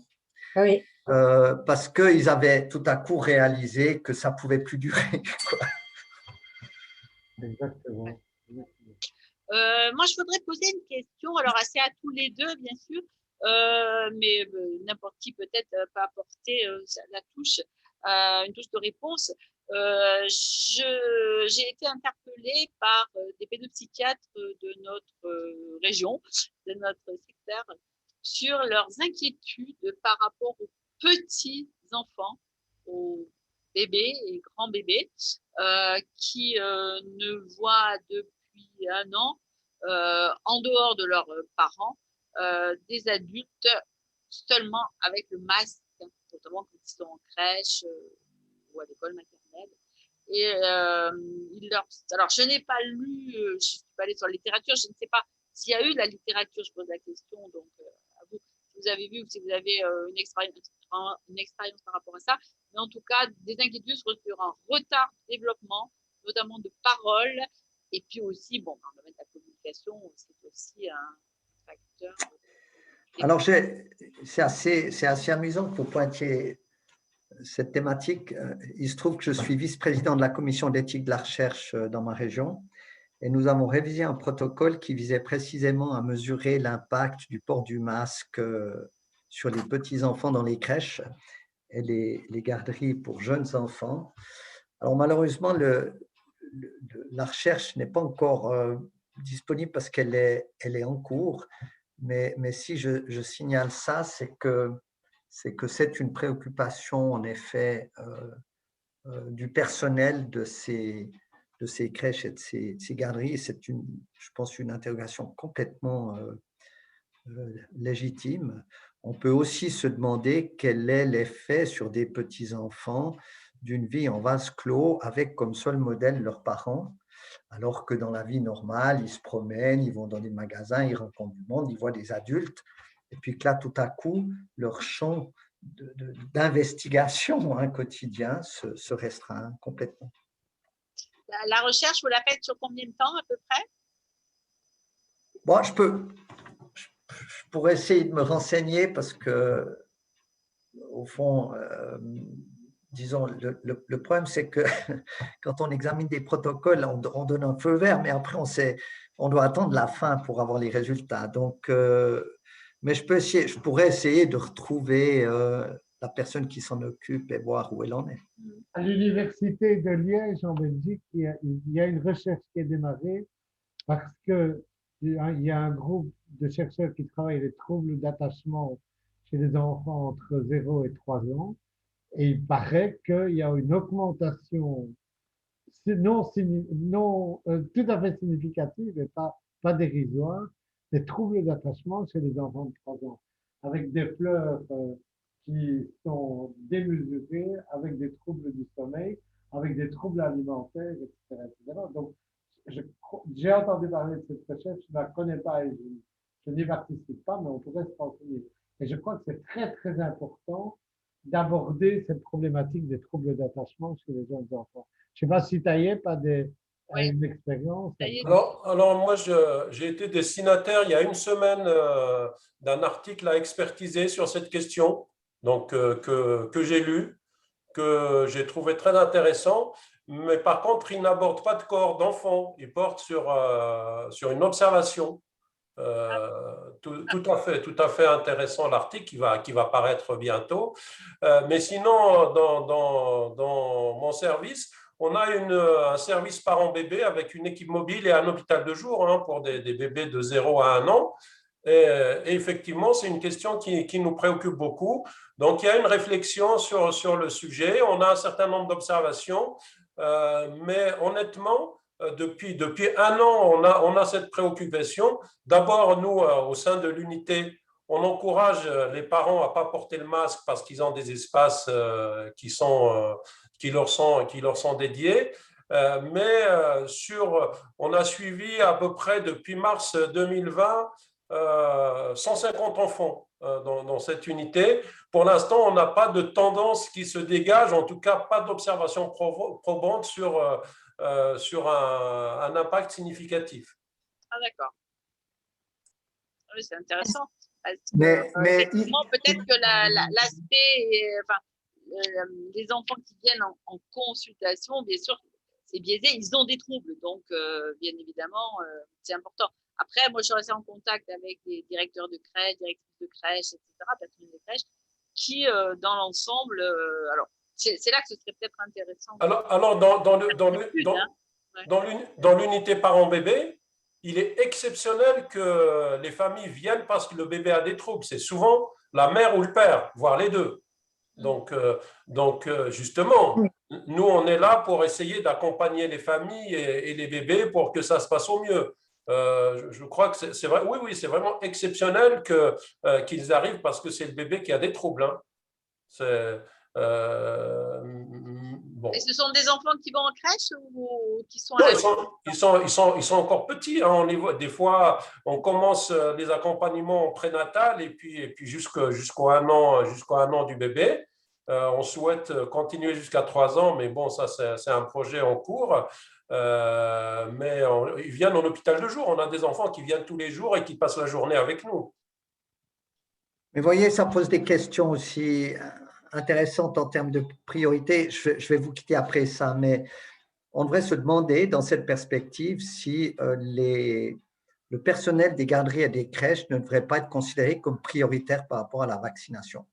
Je pense que c'est une question, c'est typiquement le genre de question qu'on devrait amener aux administrations sanitaires qui sont chargées d'organiser ça. Alors, je vous souhaite une bonne fin de débat. Je vous remercie beaucoup de votre invitation. Je trouvais ça passionnant.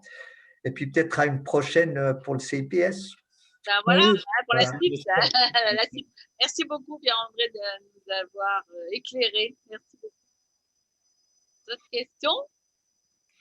Oui. Pas une question, c'est un commentaire pour venir un petit peu sur la communication tout à l'heure.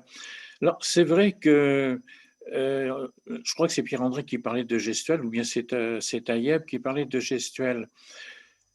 Quand on parle, quand on est en présentiel, il y a la parole, et la parole, ça transmet de l'information, mais il y a aussi le ton de la voix qui passe beaucoup moins bien par les écrans. C'est vrai que la visio améliore un peu parce qu'on voit le visage, mais c'est pas plus que le visage. Et la gestuelle, c'est les mains, c'est les yeux, c'est aussi la relation interactive avec les positions du tronc.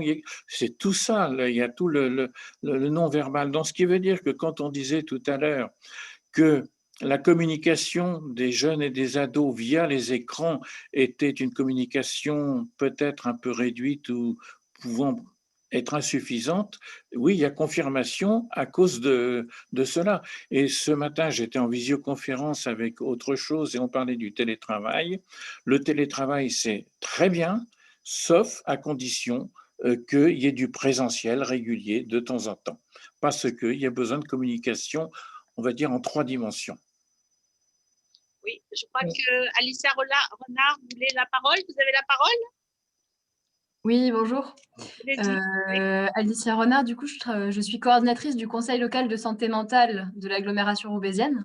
Je ne sais pas si vous connaissez les dispositifs des CLSM. Ma question portait sur la question de la formation des premiers intervenants parce que moi j'ai un territoire particulier avec un très fort taux de précarité, un seuil de pauvreté très élevé, un taux de chômage également et une population très jeune. On a 50% de la population qui a moins de 30 ans. Donc, au niveau de la prise en charge par les CMP ados, ils sont comme un peu partout sur les situations d'urgence et de crise. Donc, toutes les situations de souffrance moins j'ai envie de dire urgentes, sont laissées de côté, de fait, parce qu'on soigne au plus urgent les jeunes qui ont le plus besoin. Et on parlait justement de la question de ces jeunes du coup qui ne vont pas forcément bien, qui sont en souffrance psychologique. Et les premiers intervenants qui les reçoivent, c'est souvent des clubs de prévention, les centres sociaux, les professionnels de l'éducation. Et souvent, ils sont en demande on leur demande de justement pouvoir orienter, mais comment ils peuvent faire parce qu'ils n'ont pas de formation. Ils ne sont pas professionnels de santé, ils n'ont pas les clés pour savoir comment repérer quand c'est entre guillemets très grave, quand ça va pouvoir se passer ou pas. Et quels acteurs en fait peuvent être des leviers pour donner des clés à ces acteurs de terrain qui sont finalement les premiers intervenants auprès des jeunes dans les villes. Alors, ça m'intéresse beaucoup ce que vous dites parce que c'est vraiment fondamental comme problématique. Dans le sud du 78, dans le sud des Yvelines, on vient juste d'avoir le financement d'un dispositif qui s'adresse spécifiquement à ce type de population. En fait, c'est une équipe mobile avec un éducateur et une psychologue qui sont préalablement formés parce qu'en fait, ils passent dans notre service pendant un certain temps et qui vont auprès des jeunes qui ne vont jamais aller dans un CMP, qui vont jamais… En fait, ils peuvent aller dans un collège, ils peuvent aller dans un centre d'action sociale, ils peuvent aller dans un foyer, ils se déplacent pour à la fois repérer, mais accompagner, soit les accompagner vers des structures de prise en charge, j'ai envie de dire de second niveau, type CMP, CMPP, soit à essayer de proposer des solutions immédiates à partir de l'hypothèse que plus tôt on intervient, plus on a de chances d'éviter justement l'évolution vers l'apparition d'une vraie psychopathologie, parce qu'on sait tous, enfin, pareil, ça fait partie des hypothèses intuitives qui nous ont amenés à monter ce projet dans le cadre du CLSM, justement, du sud du département, que, en fait, si on n'intervient pas, eh ben, c'est susceptible de faire le lit d'une souffrance qui après va voir émerger une vraie souffrance et une vraie psychopathologie qui peut par la suite évoluer pour son propre compte. Donc, c'est un dispositif tout à fait nouveau qui démarre à peine. Et d'ailleurs, on peut tout à fait vous envoyer un peu les éléments, voire même le projet, hein, il n'y a pas de souci. Oui. Ah, tout à fait, merci. C'est très intéressant. Ça rappelle, Michel, qu'il faudrait faire les échanges de mails. On devrait donner une adresse mail. Alors, je vais vous donner l'adresse mail, Michel. Merci de me le rappeler, Alors, là, si vous voulez noter, pour ceux qui ne l'ont pas, l'adresse mail, c'est asipédiatrie, A2SIPEDIATRIE, @gmail.com. asipédiatrie, @gmail.com. C'est A2SIPS? Non, pédiatrie. Asipédiatrie. A2SIPDIATRIE, @gmail.com. Je voudrais peut-être faire une petite incidente par rapport concernant les intervenants, hein, on va dire de base de prévention, de dépistage, etc. C'est pas une réponse directe à votre questionnement, hein, Alice Renard, mais il me semble qu'on n'a pas parlé, on a beaucoup parlé d'adolescents, mais on n'a pas parlé du tout des maisons des adolescents, qui me paraissent être au centre actuellement, enfin en tout cas en France, hein, du dispositif de réponse à la problématique des adolescents en général. Elles accueillent des enfants de 11 jusqu'à 25 ans, hein, donc c'est la grande tranche des ados. Et elles sont débordées. J'ai parlé assez récemment à la présidente de la MDA de notre secteur, la MDA 13 Nord, qui est également au conseil d'administration de l'association des MDA, la NMDA, et qui disait que toutes les MDA ont eu une augmentation très importante de 30 à 50% de leur activité des ados en souffrance, voilà, et que leur personnel est aussi en difficulté. Donc simplement pour rappeler, voilà, parmi les intervenants, on va dire, de terrain, il y a les médecins généralistes, il y a les pédiatres, il y a les pédopsychiatres, mais il y a aussi les maisons des ados, des équipes pluridisciplinaires. Je vois que Francine Duquet est connectée. Est-ce que Francine, c'est notre Francine du Canada? Bonjour, Francine. Francine? Oui, bonjour. Oui, Bonjour. bonjour tout le monde. Bonjour Francine, ça fait plaisir de te voir. Oui, moi aussi, je suis désolée, je n'ai pas pu me joindre à vous avant, mais c'était une si belle occasion de pouvoir échanger avec vous. Merci. Merci de t'être connectée. Je ne sais pas depuis quand tu as entendu. Ça fait à peine 10 minutes que je suis connectée. Ah ouais, voilà. Oui, désolée. Ouais, donc, Pierre-André Michaud là, nous a quittés il y a très peu de temps. Il avait parlé en premier très longuement sur la situation en Suisse et puis ensuite Tayeb Berrachi. Peut-être tu pourrais nous dire un petit peu à la volée comme ça ce qui se passe au Canada? Ah, ben mon Dieu, ben on est un peu comme partout dans le monde, hein, un peu limité dans nos interventions avec les jeunes lorsque les écoles ferment, réouvrent et tout. On s'inquiète aussi de l'état dépressif de certains jeunes suite à l'isolement et tout. Donc, on essaie, je sais que l'emphase est beaucoup mise pour qu'on puisse conserver les classes ouvertes et que les jeunes puissent être à l'école, les enfants aussi. Il y a tout le port du masque aussi qui est présent là, depuis quelque temps. Voilà. Donc, moi, je vous rappelle, hein, je suis prof à l'UQAM, mais je suis spécialisée dans l'éducation à la sexualité des enfants et des ados. Donc, ça aussi, ça nous préoccupe parce que ça ne devient pas la priorité, puis on peut le comprendre aussi, sauf qu'il y a des inquiétudes aussi par rapport à l'utilisation d'Internet, la sollicitation sexuelle sur Internet aussi, où les jeunes sont plus souvent branchés devant leur écran. Voilà. Et sinon, dans le cadre de notre projet, nous, on travaille à des outils aussi, à la mise à jour de certains de nos programmes. Je vous rappelle, je me permets de faire de la publicité parce que tout est gratuit. Vous pouvez tout télécharger nos outils gratuitement. Donc, je ne vais pas un sou avec ça. Mais si vous allez sur notre site, on a fait un outil, un programme de prévention de la sexualisation précoce pour les enfants de 11 et 12 ans et de 10 à 12 ans, pardon. Et puis, on est en train de faire la mise à jour d'un programme qui s'appelle « Oser être soi-même », qui est sur la prévention de la sexualisation précoce aussi pour les adolescents de 12 à 17 ans, qui est aussi téléchargeable gratuitement sur notre site. La version de peut-être le site, comment s'appelle le site? Le projet, ça s'appelle « Outiller les jeunes face à l'hypersexualisation ». Mais le site, c'est? Et le site, c'est www.hypersexualisation.uqam, UQAM, c'est Université du Québec à Montréal, donc uqam.ca. On va remercier à tout le monde. Merci. Jean-Pierre Dana, nous a mis l'adresse de la CIPS. Voilà.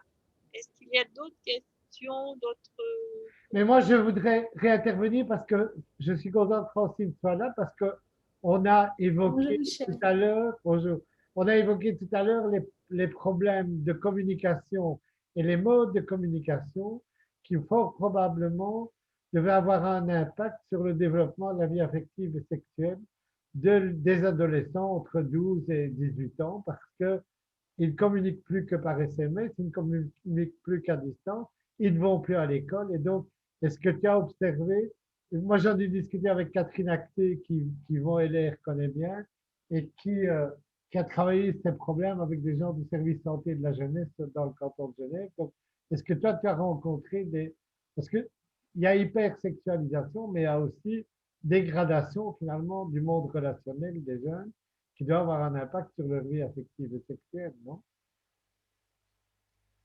Tu t'adresses à moi, Michel, c'est bien ça? Oui.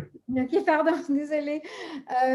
Mais c'est sûr qu'il y a la problématique des adolescents, mais il y a aussi celle de jeunes adultes aussi, hein, ou déjà d'être moins en contact avec leur réseau et parfois même les copains-copines être séparés, donc ne pas pouvoir avoir la chance de se voir.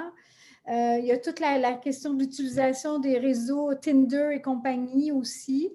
Donc, ou les sites pornographiques. Donc, ça aussi, on a une inquiétude par rapport à ça parce que la perception qu'ils peuvent avoir aussi de de l'agir sexuel et tout ça, et l'impact que ça peut avoir, parce que là, ils ne sont pas nécessairement en contact avec leurs copains ou copines, donc il y a ces inquiétudes-là.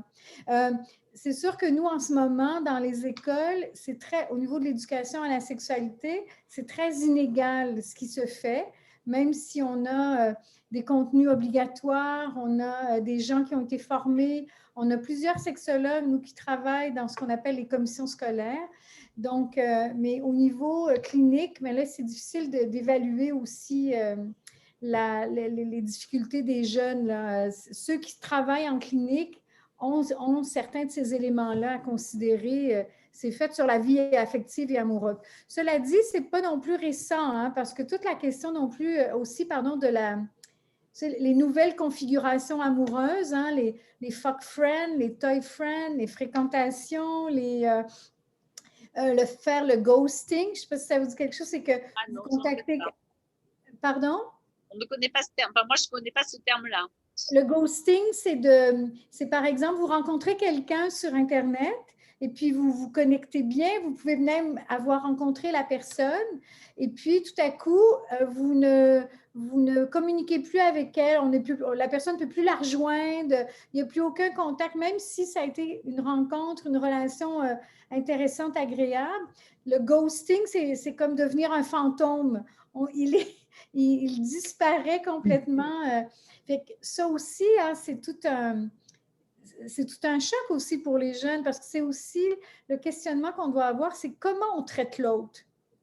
Et pour moi, en ce moment, avec la COVID, on a tout un questionnement sur nos rapports à l'autre, puis ne pas avoir la chance de se voir, d'échanger autrement que par Zoom et compagnie.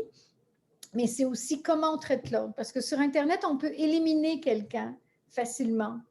On peut avoir plusieurs contacts, mais on peut aussi… donc, c'est aussi le rejet qui peut être difficile à assumer forcément à tout âge, hein, cela dit, mais particulièrement à l'adolescence.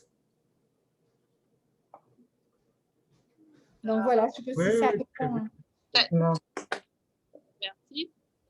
Tayeb, est-ce que tu veux un petit peu reprendre la parole peut-être pour un peu synthétiser ou apporter d'autres éléments à partir de toutes ces discussions parce qu'on s'approche de la fin du webinaire.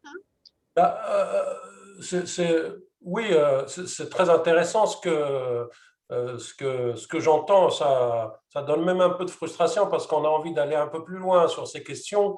Avec le confinement, c'était posé pour nous la question d'un risque d'augmentation des maltraitances. Et puis, moi, je suis toujours très, très inquiet parce que les chiffres, par exemple, en France, on sait qu'à peu près 80% des abus sexuels, c'est commis par des proches. Et du coup, cette espèce de promiscuité forcée, en fait, on ne sait pas du tout quel impact elle va avoir sur les plus jeunes. Et on ne le saura pas tout de suite de toute façon parce qu'il est rare que les révélations se fassent au moment des faits. Donc, ceux qui vont pratiquer dans les années qui viennent vont peut-être observer des choses qui ont à voir avec ça. Mais personnellement, c'est une préoccupation qui m'habite depuis le début de l'épidémie. Je ne sais pas si notre collègue canadienne peut nous dire des choses là-dessus. Oui, bien, effectivement, hein, toute la question des abus sexuels et puis la sollicitation sexuelle sur les réseaux sociaux aussi. Hein, ce qui est important, c'est tous ces phénomènes de TikTok aussi, par exemple, où il y a des jeunes, des enfants qui s'exposent sur le web. Les prédateurs sexuels ont beau jeu aussi via les réseaux sociaux notamment. Donc, ça, c'est une inquiétude qui est très présente. J'ai une collègue qui travaille, Natacha Godbout, entre autres, qui travaille justement sur la question des traumatismes, du stress post-traumatique en lien avec les enfants, les adolescents victimes d'abus sexuels. Donc, il y a tout un travail qui se fait aussi à ce niveau-là. Mais il y a aussi faut aussi qu'il y ait plusieurs acteurs, hein. Donc, on ne peut pas être seul. C'est à la fois l'éducation, c'est à la fois les services de police, c'est à la fois les psychologues, pédiatres, etc. Donc, on a à travailler ensemble à plusieurs niveaux aussi pour faire de la prévention. Former les enseignants aussi, parce qu'en milieu scolaire, ils sont à même de pouvoir repérer des signes qui sont inquiétants chez l'enfant, chez l'adolescent et pouvoir aider à faire le dévoilement. Et puis, en même temps, on le sait aussi, nous, en tout cas, on a évalué nos outils. Lorsqu'on fait de la prévention au niveau de la sollicitation sexuelle sur les réseaux sociaux et les agressions sexuelles aussi, parce qu'il y a la possibilité après d'aller rejoindre la personne, tout ça, ben, ça a un impact aussi. Même les enfants nous disent, je sais maintenant qu'est-ce que je dois faire si quelqu'un me demande d'envoyer une photo dénudée de moi, etc. Donc, on doit combiner et la prévention et l'intervention aussi clinique. Pour moi, ça va de soi. Quelques dernières questions?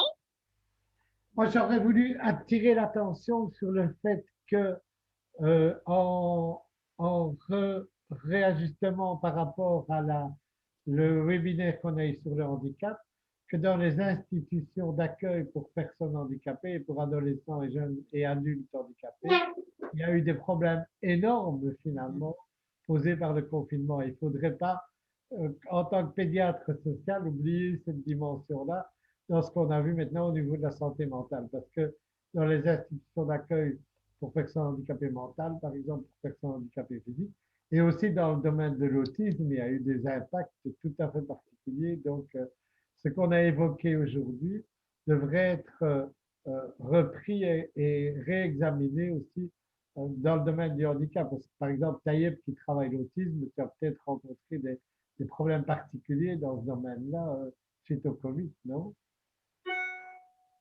En fait, oui, mais malheureusement, le débat de tout à l'heure sur l'emprise de l'urgence sur notre quotidien fait que sans volonté particulière, il y a une espèce de priorisation qui est faite et qu'effectivement, ces questions sont reléguées un peu au second plan alors qu'elles sont très importantes. Oui, donc, soyons attentifs au handicap parce que je crois que c'est très important. Merci.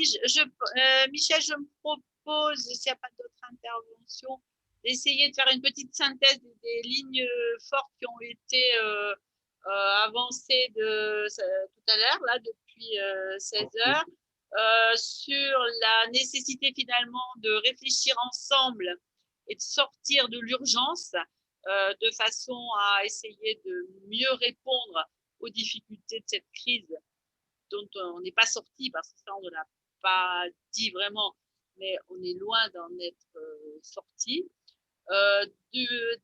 Finalement, des difficultés que l'on a évoquées, je ne vais pas reprendre tout ça, bien sûr, mais de l'importance de faire le bilan des besoins de façon à avoir des réponses coordonnées. J'ai retenu ce mot de Pierre-André Michaud, c'est-à-dire de mettre ensemble les différents partenaires et de ne pas simplement donner comme réponse il est en souffrance et donc il va voir le psychologue ou le pédopsychiatre, mais bien que ce soit bien une réponse coordonnée de l'ensemble des intervenants, à partir des intervenants de base jusqu'aux institutions comme la protection de l'enfance, la protection judiciaire, etc. Les maisons des adolescents aussi, bien sûr, j'en ai dit quelques mots. L'inquiétude sur le suivi à long terme. Pierre-André Michaud a dit qu'ils essayé de mettre en place un relevé, si je puis dire, je ne sais plus quel terme il a utilisé exactement, du suivi de ces enfants et adolescents en post-Covid. Ça, c'est ce que tu disais, Taïeb, tout à l'heure. Je suis inquiet pour l'avenir à moyen, voire à long terme. Donc, on a sûrement à avoir un œil de suivi, voilà, de façon à être éthiquement correcte, mais à ne pas oublier cela. Et puis, on va dire, interpeller les institutions Alors, nous avons peut-être au niveau de la CIPS, il y a peut-être une réflexion à avoir, Michel et puis toutes les personnes qui sont là, à faire éventuellement des propositions comme Pierre-André Michaud l'a fait au niveau du canton de Vaud, dans l'article qu'il a présenté, il ne l'a pas dit, mais enfin, il a fait un article dans la Gazette de la médecine en Suisse en janvier où ils ont fait des propositions. Donc, il y a peut-être voilà, une réflexion à avoir, car les difficultés antérieures, tu as dit Taïeb, se sont aggravées en cette période de Covid et cette pandémie, finalement, elle a mis en exergue des difficultés antérieures qui se sont énormément aggravées au niveau de l'éducation nationale, au niveau de la santé, au niveau de la protection de l'enfance, au niveau de l'aide sociale en France, etc. Me semble-t-il. J'ai peut-être oublié des choses. Le prochain webinaire, c'est sous toute réserve, a priori c'est prévu comme ça, donc le jeudi 20 mai de 16h à 18h toujours, sur la vulnérabilité et l'accompagnement périnatal. On vous enverra le programme, un peu plus, enfin les intervenants que je n'ai pas là en ma possession. Je ne sais pas si Géraldine qui vient de se connecter les a et que moi je n'ai pas là les intervenants du webinaire du 20 mai. Attendez, je regarde si j'ai plus d'infos que vous à mon niveau. Et ensuite, le prochain sera non. Et je peux vous mettre le lien de l'événement sur le chat, comme ça. Sur le site. Sur le site Linétix. Dire un mot du site aussi. Comment On le site et se manifester sur le site. Oui. Oui, oui. Oui, exactement. Le site, je pense que tout à l'heure, Jean-Pierre, tu as mis le site sur le chat. Ah, et oui. le prochain webinaire sera le 10 juin, interculturalité et santé materno-infantile, voilà, qui est en train de se construire. On parlait avec Michel, donc la réunion de Caen est reportée à 2022, n'est-ce pas, Jean-Pierre? Oui. Et on pensait du coup continuer ces webinaires si ça vous paraît utile. Il y a quand même, là on est en période de vacances scolaires, donc on a eu un peu moins de participants étudiants effectivement, mais on a quand même maintenu parce que c'était important, nous semble-t-il, d'en parler ensemble, et je suis encore plus convaincue maintenant qu'avant. Voilà, on repartira probablement sur un cycle de webinaire à partir de l'automne. Et puis vos questions, on va dire vos questions, vos propositions seront les bienvenues, bien évidemment. Vous pouvez proposer des thématiques si vous voulez aussi. Hein. Oui. Voilà. Chacun est invité à proposer des thématiques, à contacter via le site ou via l'adresse a2sipédiatrie@gmail.com. Mais donc, vous pouvez aussi proposer des webinaires dans le cadre de ce qu'on organise.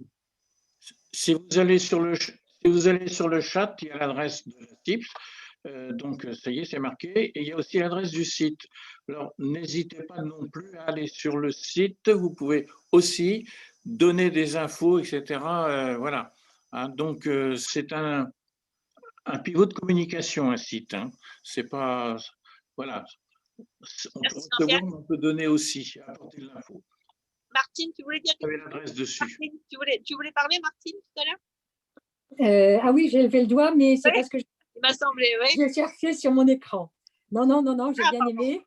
J'ai le plaisir à revoir des têtes connues. On aura accès à l'enregistrement. Désolée d'avoir pas pu assister. Oui, ça a été enregistré. D'ailleurs, on va s'arrêter. On va arrêter l'enregistrement. Et donc, bon, il faut qu'on revoie parce qu'on a un peu de difficultés apparemment pour le mettre